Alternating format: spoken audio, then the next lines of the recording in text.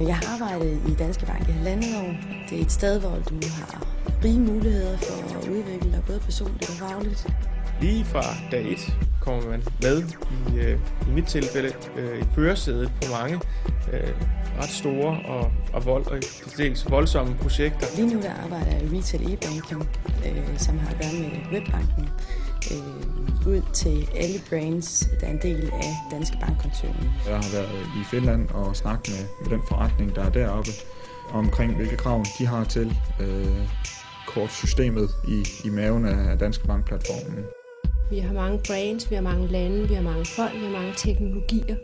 Vi er en af de største IT-organisationer, der er i Danmark. Vi er lige pt. Omkring 2200 kollegaer, der arbejder med IT. Og det viser jo, at der er en stor investering. Og der er mange spændende opgaver, de store, de komplekse, de udfordrende.